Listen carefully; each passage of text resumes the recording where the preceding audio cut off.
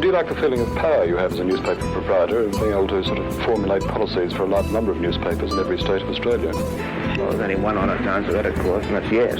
Of course one enjoys the feeling of power. The newspaper can create great controversies, stir up arguments within the community, discussion. It can throw light on injustices, just as it can do the opposite. It can hide things and be a great power for evil. It's not a perfect system, obviously, but can you think of a better one? Hello and welcome to the first ever episode of Murderocracy, a podcast that keeps an eye on the news and influence of News Corp, the most influential media company in the Western world. I am Cam Wilson. And I am Sami Shah.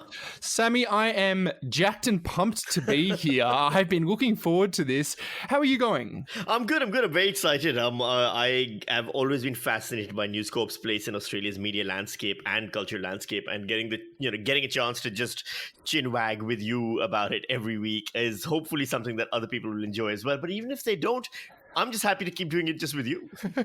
I feel like I've discovered a hidden treasure that everyone's overlooked because, it's this massive story and people are so interested in it.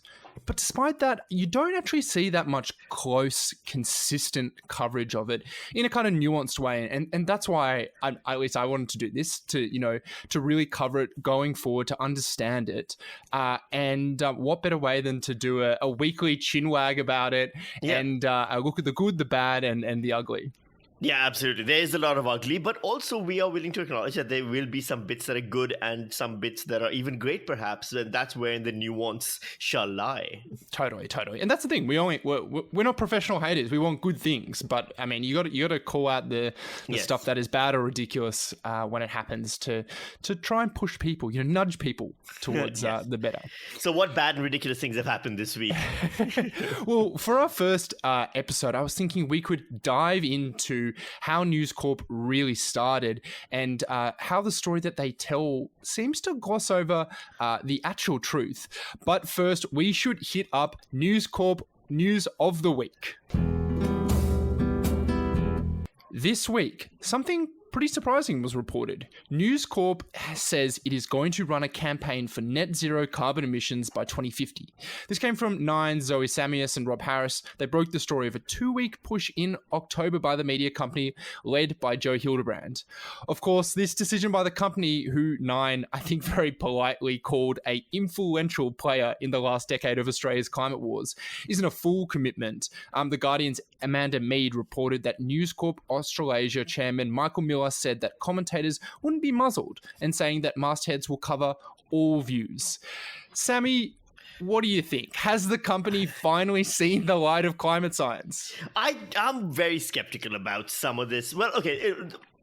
Firstly, I want to point out, this isn't the first time that News Corp, or at least the ownership of News Corp, has signaled a love of climate science suddenly, right? I remember the most recent one was when in November 2019, Rupert Murdoch declared there were, quote, no climate deniers in his company at a shareholders meeting, which was news to everyone in the company.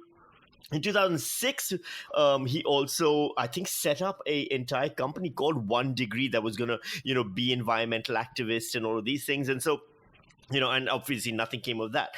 They've had this kind of PR push before, and it ends up being more of a news story in other news media than something that actually filters down in their own ranks. And they made it clear. They've said they're not muzzling anyone, which means Andrew Bolt will say what Andrew Bolt continues to say, and everyone at the Telegraph will say what everyone at the Telegraph continues to say. The thing that I find interesting is if this is true, if it is actually a shift that is signaled, if the editorial board announces that, yes, this is the direction we're going, how does this then, fit within the bounds of journalism when you basically can change your position on scientific matters at whim? Right, where you're acknowledging that before you were against it, now you're for it. The science be damned. You just make your points of view based on your points of view, based on your boss's decision. And that's the problem, is what it says about News Corp journalism, if it's true. We can all admit that there's no such thing as objective journalism. And, whether it's News Corp, whether it's any other company, everyone comes with their own biases and focuses. That's what editorial decisions are. By choosing to cover a story, by choosing which voices to include, you are showing a bias. And that's okay. You try and be upfront about it. You try and be balanced.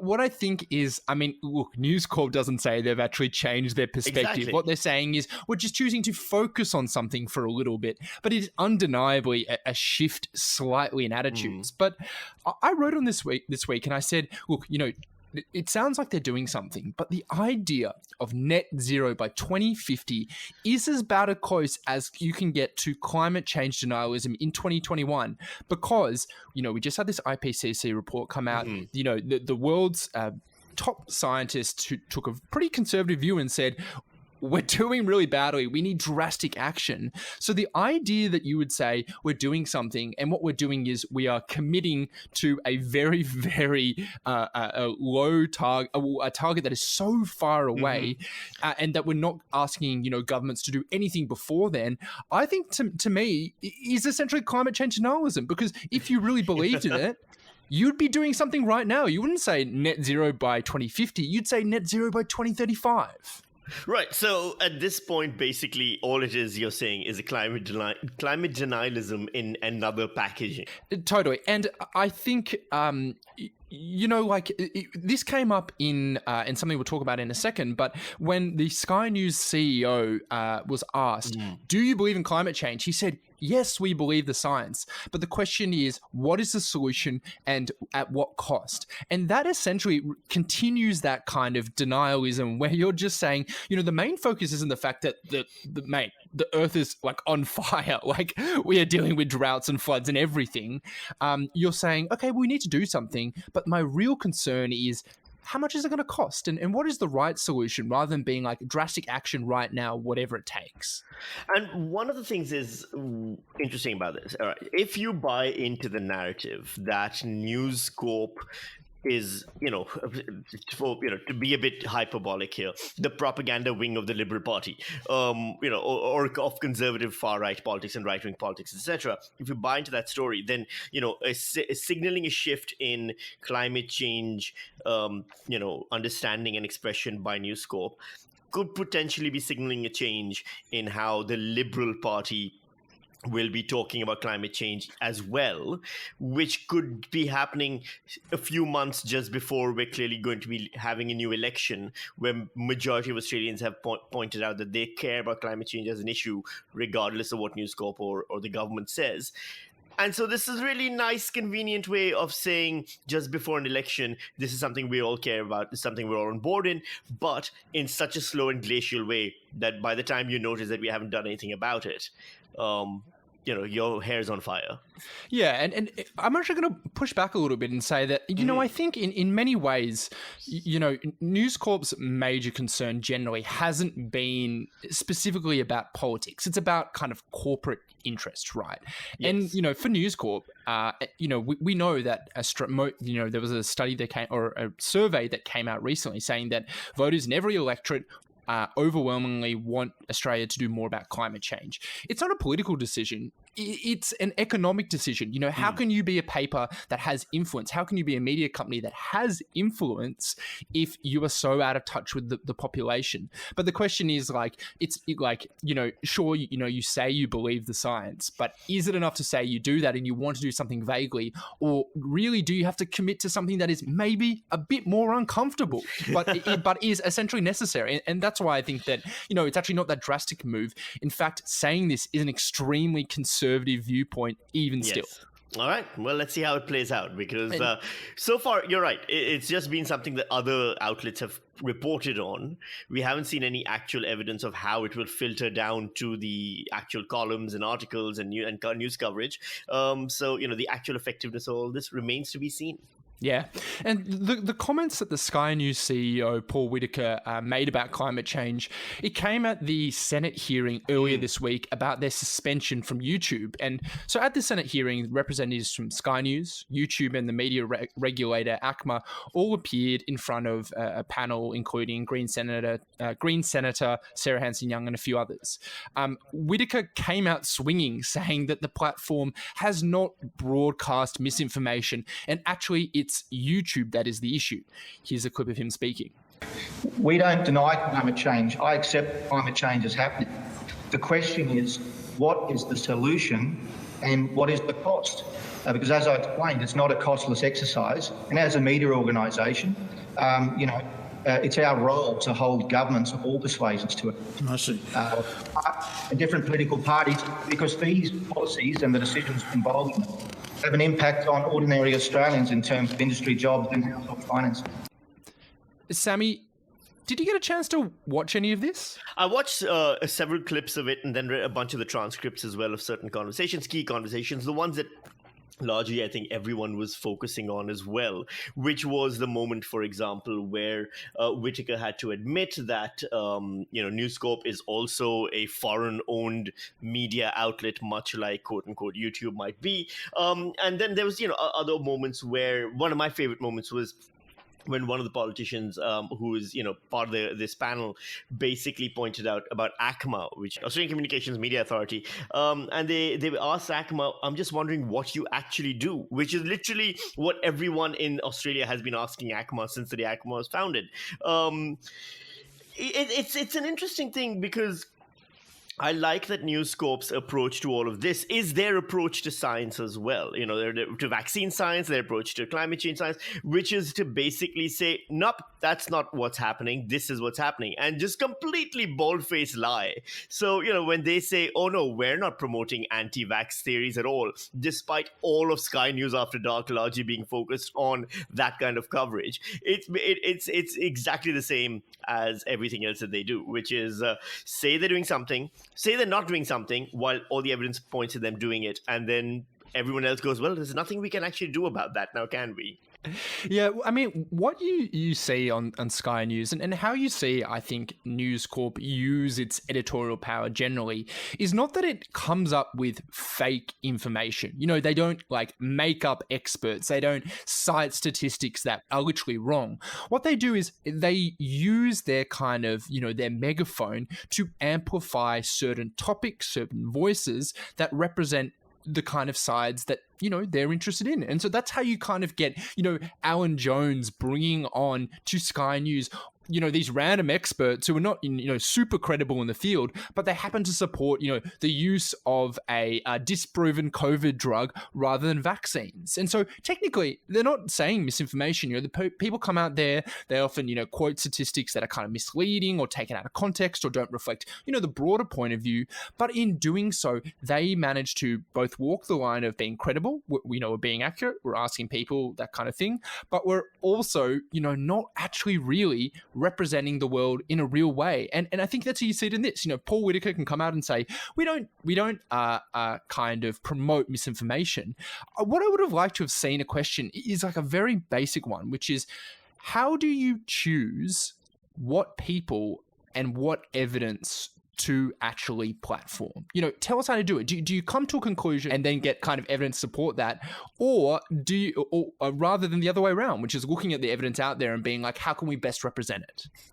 Well, one of the things that was very telling, I think, was they were supposed to be, Paul Whitaker presented himself to the Senate hearing, but also he wasn't the only one who was asked to be there. Lachlan Murdoch was asked to be there, and he didn't turn up. He declined his invitation to speak, as did Alan Jones, Rowan Dean, and Rita Panahi. So there are people who could have answered, because Paul Whitaker can always say, look, we clearly don't have an editorial mandate because I'm all the way at the top and I don't put one out, and which is the argument that Sky News always puts forward. So then you talk to the people in the trenches, the actual presenters, the actual editors, all of these people. But if the presenters now are refusing to turn up to a Senate hearing, and also, I didn't know that was an option. This might be me being naive, but I always thought a Senate hearing invitation is like jury duty. When the Senate calls you to the floor, you bloody well turn up. And if you don't turn up, you're in trouble for that. I didn't realize it was like a RSVP-based invitation and you can just decide in the day. I think it's an offer that you're probably not supposed to refuse. Well, clearly there's no downside to refusing it. So is Senate then just as, Senate hearings, are they just as useless as ACMA?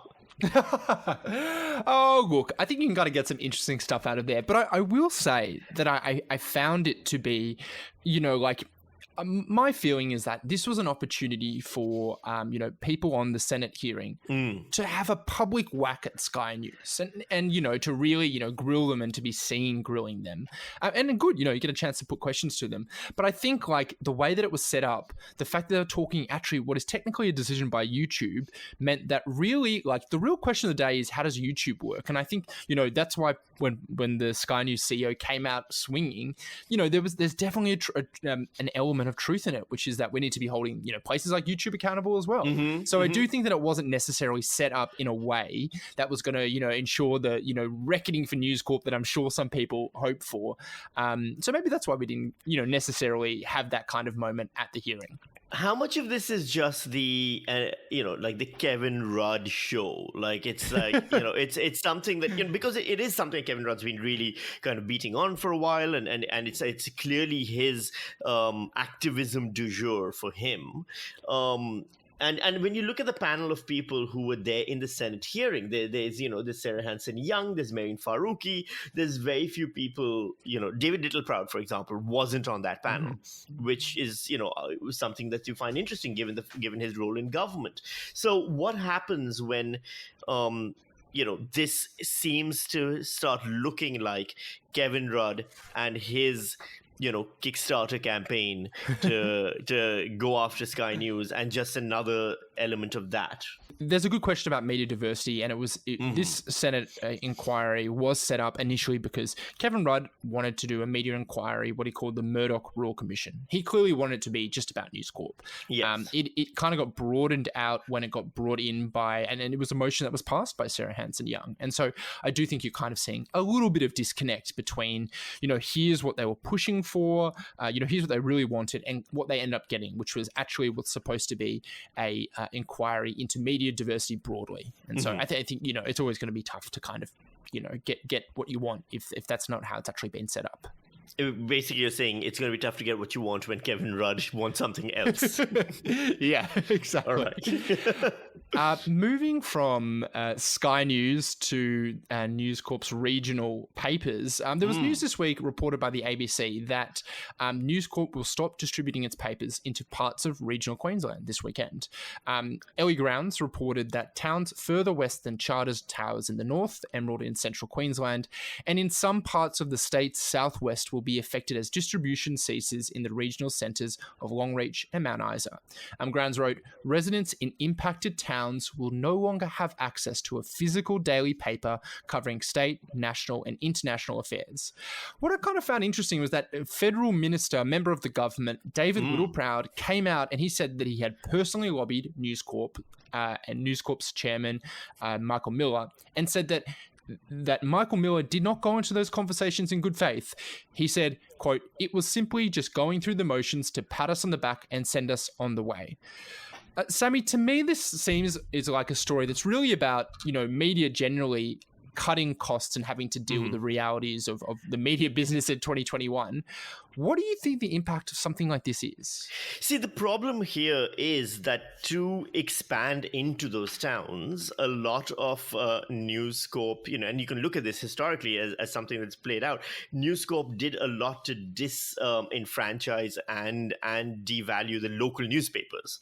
There was ownership that they basically did the thing where they went and bought many of the distribution arms and many of the publishing arms of local newspapers in small country towns across Australia, and then once they owned those, they rolled them up, shut them down, and then basically introduced their own papers, which then now are also not going to be available. It kind of fits if you want to think of an analogy for what they've done, it's a bit like Uber. Right, where Uber came out with this ride-sharing app, and the idea behind it was it'll be cheaper than taxis, even if Uber has to make a loss to make it run, until the taxi industry is devastated and finished, and then Uber can charge as much as they want afterwards. Which is kind of what News Corp did, except the one thing that didn't work out is they couldn't charge whatever they want afterwards because it turns out nobody reads newspapers anymore, so they just had to roll up the entire thing. When you devastate local newspapers in local communities, people in those communities stop reading the newspaper entirely. There's offering the alternative of digital, which again, given the internet access in some of these far Queensland towns, isn't great already. But at the same time, is this a boon? Is the fact that, far north Queensland towns can no longer access News Corp newspapers mean that they finally will be less, less proliferated by News Corp propaganda? Yeah, look, I don't know. I tend to think that, the truth is that a lot of News Corp coverage is pretty down the line, and we do see bits of it get pulled out, which are often not great. They can be even horrible, and they deserve criticism. But also, as a major, one of the two major media companies in Australia, like losing them in a regional town for people who, just for whatever reason can't or choose not to use digital media, it's a real loss, and it's sad. And like many of the News Corp buying up these regional papers or taking over distribution is also because other places, other small companies couldn't really support it, and they needed the kind of the saving benefits of being absorbed into a bigger company. That's how they would argue it. So it's very, very hard to say if you can practically run a distribution in these towns or newspapers otherwise. We don't really know the counterfactual. For me, look, it would be easy to be like, take that, Rupert Murdoch, one less arm of influence. But I do think that it will actually be a loss of great importance and information for people who really need it. So here's the question is, and we know this, for example, that newspapers are a suffering medium. I don't know if a dying medium is the correct thing because they still continue to live, but they're definitely a suffering medium. And given that the newspapers in these regional towns that they are no longer going to be distributing are mostly national newspapers we're talking about. We're talking about the Australian, we're talking about the Weekend Australian, we're talking about some of those newspapers. AFR, for example. Does that mean that maybe the readership was anyway minimal, given that no one reads newspapers anyway? Yeah, so I think like the article says it's about like 1% of News Corp's overall distribution being lost. So, in the scheme of things, that really is peanuts. But, like when you've got small towns in regional parts of Australia, that may be like one of their few, kind of sources of information from the rest of the world. And so I think, if they don't have that, even if there's changes in the future like this pro net zero by 2050, which might have a minor change, like that influence can't be had on the town anymore. So yeah, I do think it's sad, and you will be leaving many places without like a good source of news. So a real shame. And finally, this was too good not to talk about.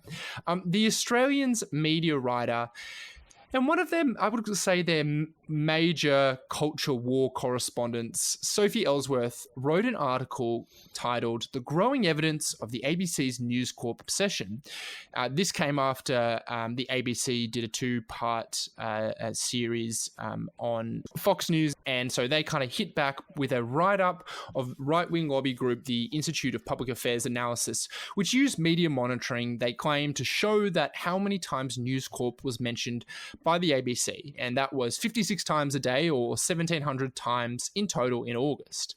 Sounds like a lot, but the only problem was their methodology was a little bit suspect. The ABC's Jamie Travers obtained the data from the IPA. He went through and he found that data included both material that was syndicated, so like, every time a news story was repeated on all of the ABC's regional stations, which they have many, that would be counted individually, as well as literally any time the word Murdoch was mentioned. Sami, I'm going to go through some of these, and I want you to tell me, do you think that these show an obsession with News Corp? Okay, so number one, Greg Hunt is urging Australians to take an AstraZeneca jab, while in News Corp papers, the head of Australia's top medical research. What do you reckon? I mean, they mention News Corp papers. They provide the word "meanwhile" while is used, which means there might be some counterpoint about to be coming up in the ...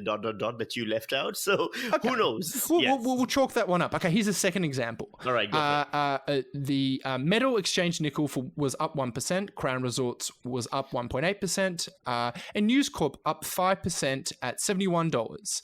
Do you reckon reading out the markets mentioning News Corp, is that an obsession?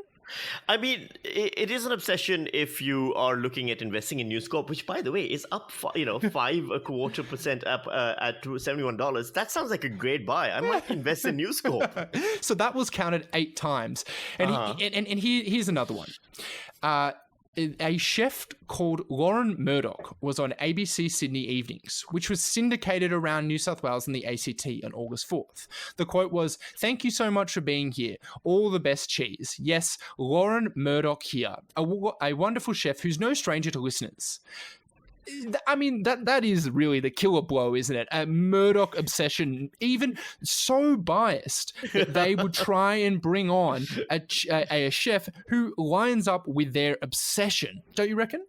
I think it's becoming that case where anyone with the last name Murdoch is really now getting angry with their parents for not having changed the last name because it's causing awkwardness, like ending up in an IPA article. You know what happened? Okay, I'll tell you what happened. The IPA wanted to do the story. They assigned it to an intern, probably some private school preppy boy with a bow tie and giant spectacles and hair slicked back, who probably listens to Mumford & Sons. And they told him, hey, find how many times they've referenced Murdoch and News Corp in this thing. The kid pressed, Control Control F and just counted how many times in Control F the word Murdoch came and was like, yep, 2,700 and whatever many times, not once bothering to check the references, gave the article on to the editor, the columnist at the Australian, who, with all her rigorous research that she so clearly has never done in her life, then went on to publish the article. The problem is, and this is what's interesting, is we see this as a self-own, right? So a lot of people on social media are saying, look at Murdoch, they press, or look at News Corp, they look posting like the fools. L's. That's right. Look at this. And then the ABC published their rebuttal to this as well, which we'll get into it in a bit. But the people who read that article or that column aren't the type of people who will necessarily be in the social media ecosphere where they see the rebuttal. They're not the kind of people who might even read the ABC rebuttal at all. And so they'll just buy into this, that ABC is Murdoch obsessed, and never actually once consider that this is just bad accounting. Yeah, and to be fair to Sophie, she did mention explicitly the methodology, which was that they searched for any mentions of Murdoch and News Corp, but obviously didn't then take that any extension, didn't extend that any further to say, well, that probably shows that there's going to be some methodological issues. And I mean, to be honest, to publish something like this, I think either shows that you didn't understand the information or you didn't respect your audience enough that they would pick that up or to try and actually get to the truth of this. It was just a cultural thing that I think is pretty embarrassing. But you're absolutely right. All sides will come out of this getting what they want. The News Corp gets to push on their campaign against the ABC, being like, look how obsessed they are with us, and they've got their side. And the ABC calls out this rightly, honestly, this does not show, I think, what they say it shows. And then everyone kind of goes away with their minds pretty much as they were before. Yeah, basically. And it's still, at the end of the day, it's one of those things where it's a funny thing. It's a funny example of where, the culture wars have reached. And we know, for example, that News Corp has been very upset with the ABC for their Four Corners special on Fox News. So this is just one of those both sides lobbying, basically barrels of oil at each other. The thing that I find interesting is I've worked at the ABC. I've been an ABC employee. I've been a presenter at the ABC. I've been a staff reporter at the ABC. I've been in social media at the ABC, and there isn't that obsession. It just isn't there. News Corp outlets are seen as one other source of information along with everything else. Right? Totally. When you go in the mornings, you read the Australian cover to cover the same way that you read everything else, The Guardian or anything else, because you're looking for news stories to talk about.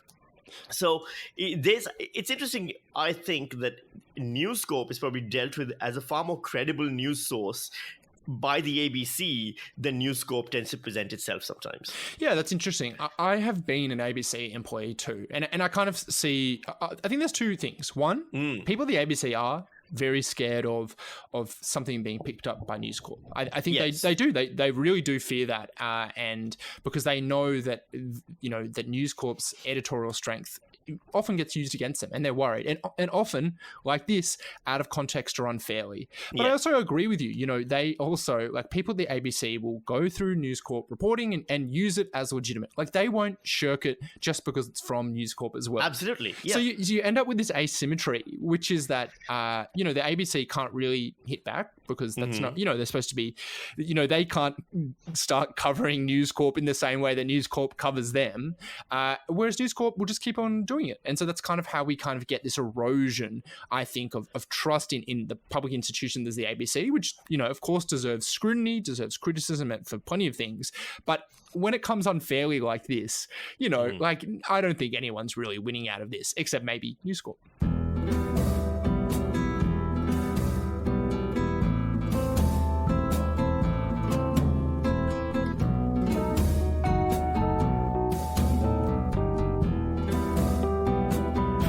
For our first deep dive, we wanted to look into the story of the genesis of News Corp. The story it tells is that it started with a chance meeting between two strangers on a train. But how true is that? Sally Young is a professor of political science at Melbourne University and author of Paper Emperors, The Rise of Australia's Newspaper Empires. When she investigated this origin story, she found out that the fable left out the real reason the company was founded. Hi, Sally, how are you going? Hi, well, thanks. What is the story behind News Corp or News Limited? What's the story that it tells about its beginning? So the story that it tells was that it was founded in the 1920s, which is true. It says it was founded by a man named Jim Davidson, who was the former editor of the Herald here in Melbourne. And Jim Davidson was on a train and met, in some versions of the story, a miner. And they together hatched this plan to start a newspaper, two newspapers they ended up running. And one was in Broken Hill and one was in Port Perry. So the story is that they came up with this idea independently. Jim Davidson, this brilliant editor, ran the company at first, and these two small papers were turned into a much larger company when they started a paper in Adelaide, The News. So that's the story that has generally been told about how the company started back in the 20s. When you heard that story, that seemed a little bit off to you, didn't it?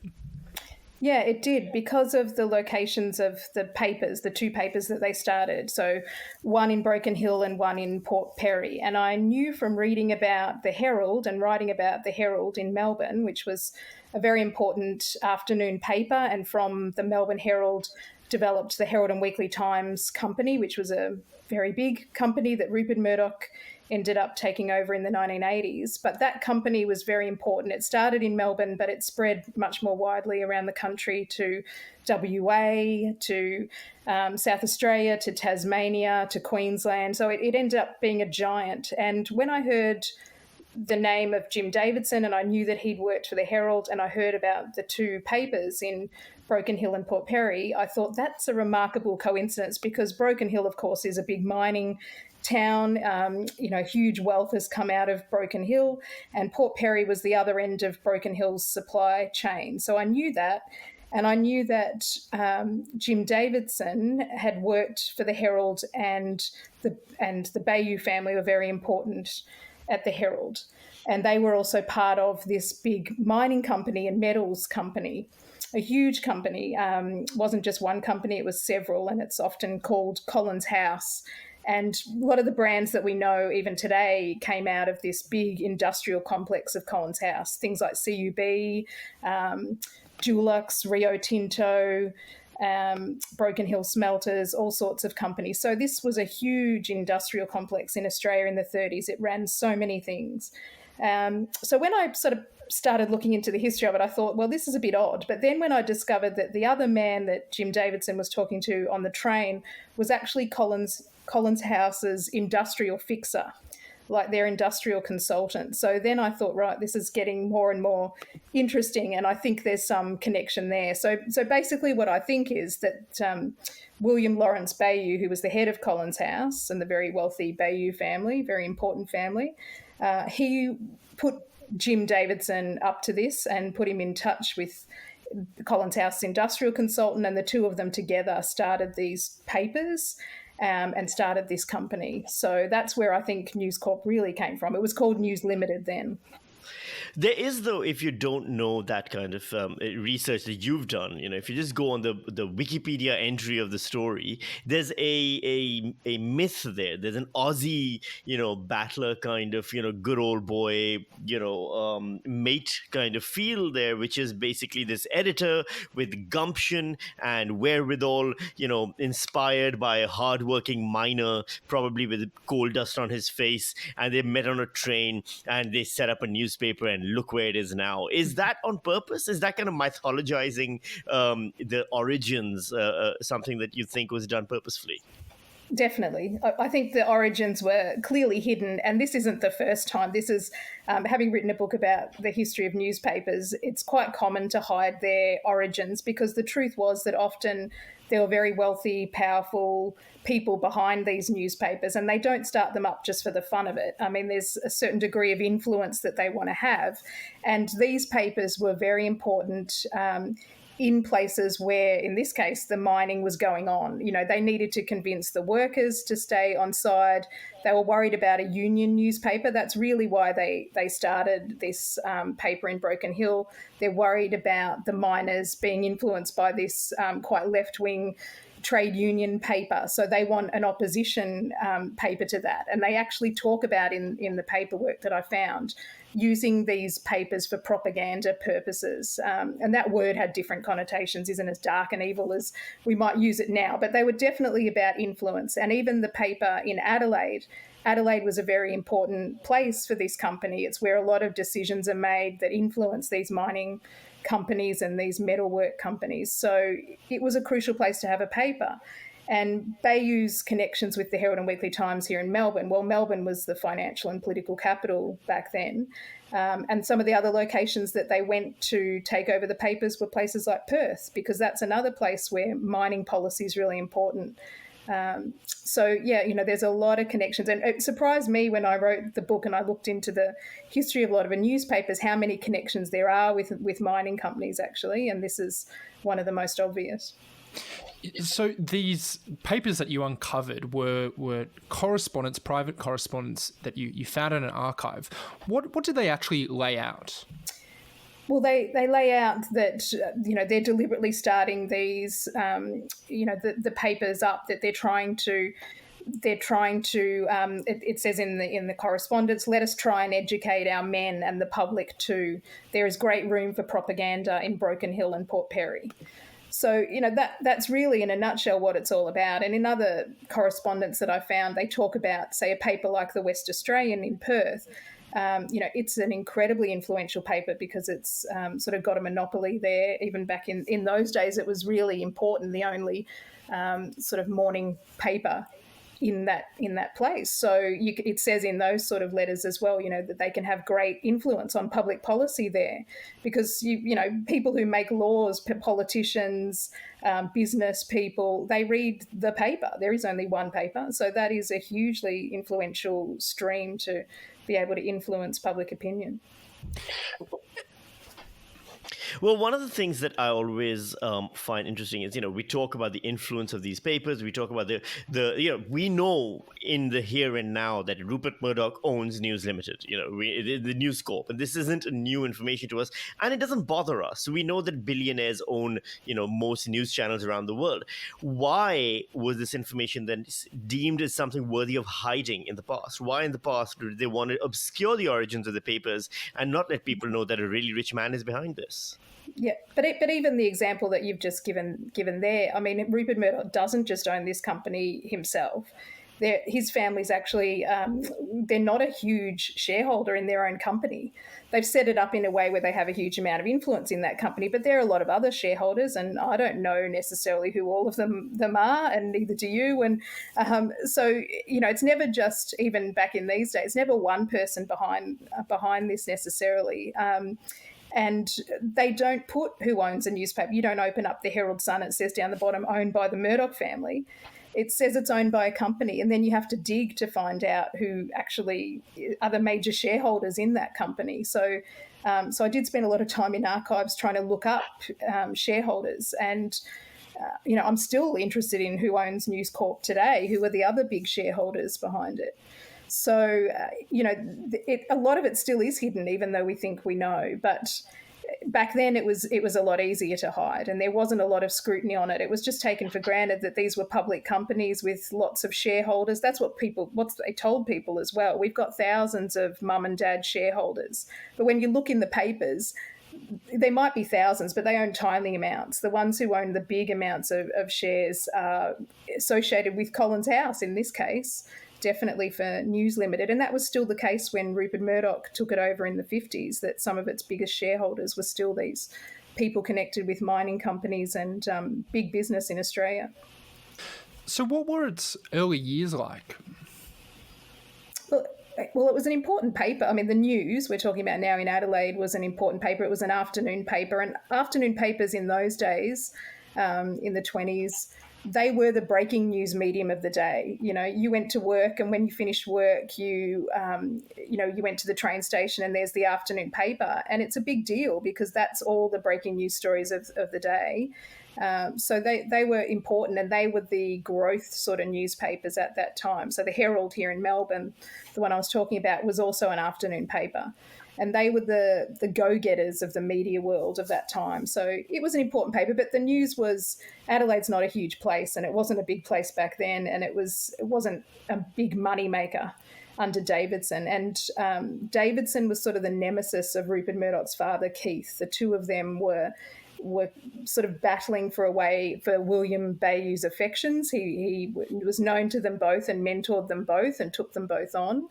And they also were battling for sort of supremacy in the newspaper world. They were both, first Davidson and then Keith Murdoch, were editors of the Herald. So that was sort of the most influential position of the day. So I don't think they had a lot of time for each other. And, Keith Murdoch was sort of instrumental in pushing Davidson out. And then he takes over the News. And first of all, he runs it for the Herald and Weekly Times, but then he gets it in his own right. And that's how he's able to pass it on to his son, Rupert. I'm kind of curious. I don't know much about what news was like, the quality of news was like back then. If you took some of the coverage that was written back then and plopped it into a newspaper today, would it seem very out of place? What are the main kind of distinctions? It would seem out of place to readers now because it's very formal. A lot of it was based on, transcripts of political meetings or verbatim recordings of things. So, you'd probably see it as pretty dry and dull. But they were, for its day, it was flash, and it was... a lot of it was coming off at the time news wires and Telegraph, and that was, having Telegraph coverage was just, that ability to report flashing news as it's coming up, breaking news, that in afternoon papers, that was pretty radical at the time. That was seen as really advanced. So we'd see it as a bit odd now, but in those days it was, fast, and Davidson was quite famous for concise and, sort of American techniques of writing news, really concise and daring and bold. So it would have seemed really good at the time, and it still is probably by comparison with some of the papers' coverage today. It was comprehensive, it was detailed, it was factual, which is a lot more than you get from News Corporation today. So, all right. So your summary then, if I understand this correctly, is that it was founded in a way to be a sort of a mouthpiece, or at least, to have some level of influence for the mining industry. which, if that's true, then really throws some of the current coverage around climate change, for example, into a really interesting light. What's to stop, someone from News Corp to turn around and say, well, that's just conspiracy theory nonsense, and why should we believe this? Well, because it's true. Why should you believe it? Well, because it's factually true. I mean, you only have to look at it was so obvious to me once I saw the names of the players involved. I mean, it's not for necessarily anyone outside that, but if you know anything about Collins House, if you know anything about the Herald and Weekly Times, it's obvious what was going on. It's in the correspondence that's what they were trying to do. And this is not unusual. It wasn't the only paper. The West Australian in Perth was also taken over by Keith Murdoch and people from Collins House. So Bill Robinson, Bill Bayou, they were all involved with that paper as well. So it wasn't the only paper with mining companies behind it. And I didn't expect to find that when I started looking into the history of Australian newspapers. And I thought, oh God, this does sound like a conspiracy theory, but that is the truth. The Bayou family and the mining and metals company they had, which was a huge company, were involved with the Herald and Weekly Times, with all these papers. And that wasn't, this one wasn't unusual in that sense. This was just another one that was part of this at the time. And it's still, I'm getting up to writing later parts of this history. They're still all entangled, really. It's not clear that this ever just went away necessarily. Then you start seeing banks being major owners of newspapers, and banks have an agenda to push too. And if you have to think about where does power lie in Australia, mining companies and banks are two obvious places where power lies in the corporate world. And they were behind the ownership of newspapers. They weren't the only owners, but they were major owners, very important. So when you look at News Corp today, I mean, I think it's easy to kind of draw these parallels between the hidden history that you outlined and then maybe what people would say as the pro-corporate, pro-mining bent of News Corp today. Is that a little bit too glib? Are we trying to draw a straight line between the two and kind of papering over differences in the middle? Or do you think that really it is part of its DNA and no wonder it's going to keep on showing throughout history? I don't think it's necessarily it has to be that way or it has some inbuilt. I think the thing that we don't know enough about is, who are the other owners of News Corp and some of the other major media companies that we have. What are the interests and agendas behind owning a major media company? So, owning a newspaper used to be about two things. It was about money, making money, which they were. They made a lot of money. And it was about power and influence as well. Now they're not. The newspapers don't make a lot of money. They're loss makers. So you don't get into them to make money and you don't even stay in them to make money. They are a drain. So the only reason left is power and influence. And we're still seeing that. And that, I think, has never gone away. That's always been there. So it's not like drawing a straight line like mining companies have always owned this company or something. It's like the origins are there. They're clearly there. They're there for a long time. And we still need to ask questions today about why is this company so positioning itself in such a way about climate change debates? Why? One of the things that's interesting is News Corp historically does not take well to criticisms of its output. We saw quite recently Four Corners on ABC published some fairly critical journalism around Fox News, and there's been a bit of a reaction that, some people have called hysterical from News Corp. You published this in 2019. Was there feedback? Was there a reaction at all? I think they can ignore academics fairly safely because we write big, dull books. It's not I'm not going to reach an audience like the ABC or CNN or anything like that. So if I write in a book that, this is the real origin story of News Corp, they're better off just to ignore me, and that's generally what I get, which is fine. We can all see what it looks like to be on the end of News Corp turning its attentions to you, but generally I think I'm expressing something on the basis of archival material and historical connections in a big long book. So I'm not as threatening in any sense as, say, having an ABC program about something or other that reaches a lot of people in the country. So I think that's partly why. But look, no, they have not disputed the facts, and they could have easily let me see their own archives, but they didn't and wouldn't let me. So, I have to take that as, here's the evidence, I've laid it out. People can disagree with it. Absolutely. That's absolutely fine. But I haven't seen anything from News Corp to say, no, there's nothing here. I mean, I've got copies of the papers of who were the shareholders of this company when it started. And their address is listed at Collins Street at Collins House. So it's pretty hard to dispute. Sally, you mentioned their archive just before. Is there any document that you think might be in there that you would love to get your hands on as someone who has studied this? Oh, all of them. Yeah, I mean, I'd love to see their board meeting minutes. They would have so much good information, and that's what. I mean, it kind of surprised me and disappointed me, but I suppose I shouldn't have been surprised that this is a company that has been in the news business since the 1920s, so it's nearly a century. The Murdoch family have been involved in newspapers and in big positions in newspapers for over a century. The media, they say, and their newspapers are about opening up society to itself, the first draft of history, explaining what's going on. So if that's what you say your reason for being is, then why do you not do more of that about yourself? Why is there not more allowing of scrutiny of yourself, So that leaves a gap where we all speculate about what they're doing and why. But really, this is a company that says it's about news and information. So at this point, we should be as skeptical about the claims about news and information, not just because of the current output, but because the origins as well. Is your main thesis? I just think the origins are important to get out there and say this is where it comes from and why they're still so sensitive about it. As I say, they weren't the only one.